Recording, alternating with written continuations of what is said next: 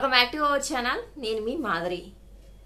ప్రతి మనిషి జీవితంలో అసలు నిజమైన ఆస్తులు ఏంటో తెలుసా?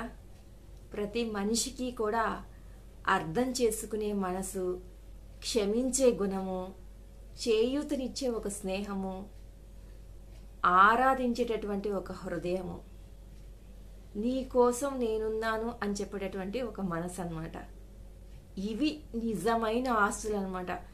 ఎవరి జీవితంలో అయితే ఇలాంటి వాళ్ళు ఉంటారో, ఇలాంటి లక్షణాలు ఉన్న వాళ్ళు ఒక్క పర్సన్ అయినా వాళ్ళకి ఒక ఫ్రెండ్ రూపంలోనో, ఒక వైఫ్ రూపంలోనో, ఒక గర్ల్ ఫ్రెండ్ రూపంలోనో ఏ విధంగా దొరికినా కానీ అంతకు మించిన నిజమైన ఆస్తులు ఇంకొకటి ఉండవన్నమాట.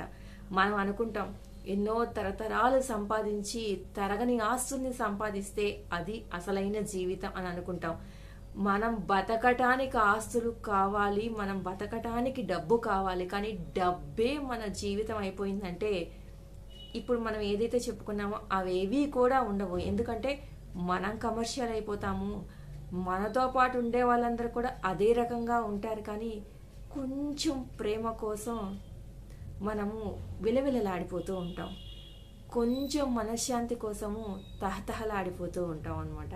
అలాంటి లైఫ్ కన్నా కొంచెం మినిమం మనకి ఎంత కావాలో అంత ఉంచుకోవటము, అంత దొరికి ఈ లక్షణాలు ఉన్న వాళ్ళు మన లైఫ్లో తిరిగితే అంతకు మించిన ఆనందం ఉంటుందా చెప్పండి? ఎందుకంటే రోజు మన లైఫ్ ఆనందమయంగా ఉంటుంది. రోజు మన లైఫ్లో కొత్త ఆశలు చిగురిస్తూ ఉంటాయి.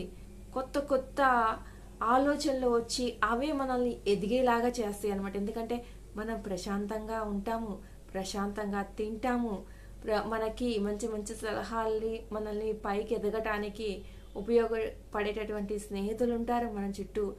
మనల్ని ఆరాధించే హృదయం ఉన్నటువంటి మనసు ఉన్నటువంటి మనుషులు ఉంటారు మన చుట్టూ.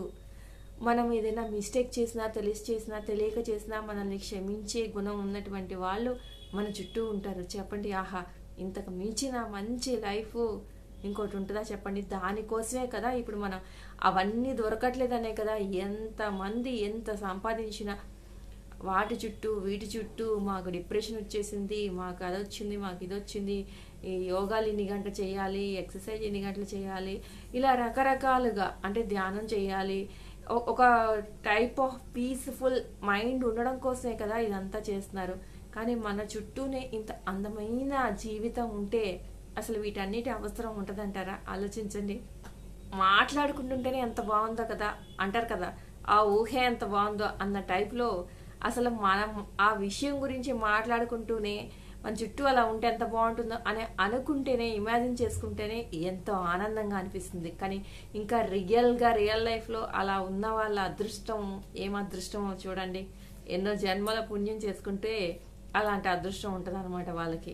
ఎందుకంటే వాళ్ళ చుట్టూ కూడా అంత ప్రేమమయం ఉంటుంది, అంతా ఇవన్నీ కూడా ఏం ఉండవు అనమాట వాళ్ళ చుట్టూ. అంత ఆనందంగా ఉంటుంది లైఫ్. కాబట్టి నిజమైన ఆస్తులు ఏంటి అనేది తెలుసుకోండి. నిజమైన ఆస్తులు ఒక నలుగురిని సంపాదించడం, నిజమైన ఆస్తులు అట్లీస్ట్ మనకున్న దానిలో ఒక నలుగురికి 10 రూపాయలు నీకుంటే 1 రూపీని తల ఒక పావల, అంటే నేను జస్ట్ ఎగ్జాంపుల్కి చెప్తున్నాను, అలా ఇవ్వడం అనేది, ప్లస్ ఇలా మనల్ని అర్థం చేసుకునే వాళ్ళు మన చుట్టూ ఉంటాం. ఇవి అన్నిటికంటే మించిన నిజమైన ఆస్తులు అనమాట. మనం ఎంతెంతో ఊహించేసుకుంటున్నాము అని అది కాదు. కానీ మీరు అనొచ్చు నిజంగా డబ్బులు ఇవన్నీ చెప్పడానికి బాగుంటే నిజంగా డబ్బులు లేకపోతే తెలుస్తుంది అని చెప్పేసి. నేను అంటుంది అదే, మినిమం ఎంత ఉండాలో అంత ఉండాలి మనిషి బతకడానికి. అంతకు మించి ఆశిస్తేనే లేనిపోని కూడా మన జీవితంలోకి వచ్చేస్తాయి అనమాట. అది నేను చెప్తుంది. అర్థమైంది అనుకుంటా. ఇదండి ఈరోజు వీడియో కనుక నచ్చితే లైక్ చేయడం మర్చిపోవద్దు. మరిన్ని ఇలాంటి వీడియోస్ కోసం వెంటనే ఛానల్ సబ్స్క్రైబ్ చేసుకొని పక్కనే ఉన్న బెల్ ఐకాన్ కూడా ప్రెస్ చేయండి. అప్పుడే నేను పెట్టే డైలీ నోటిఫికేషన్స్ మీ దాకా వచ్చేస్తాయి.